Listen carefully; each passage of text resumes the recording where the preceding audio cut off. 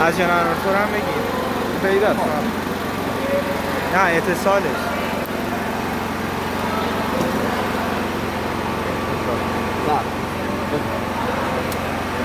این الان سه. بله. خب بریم یه بحث چیه؟ تا این دیگه همون فازه که میاد بیا الان میشه الان سر. شبکه. خب حالا برق میره.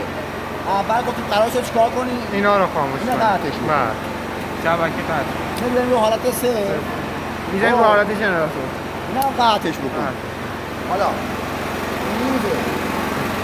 اینا بستش بکنیم. بیایم رو حالت چی؟ جنراتور. به ترتیب از توان زیاد به توان کم اشاره کنیم. حالا صدای اینا یه کمی تغییر کرد. حالا وقتی برق میاد چیکار کنیم؟ اول تلویزیون یا بزنیم پای از توان کم قطع بکنیم و از توان کم بزنیم. کم بزنیم. اینا رو بس بکنیم. اینم ببر. خیلی ممنون.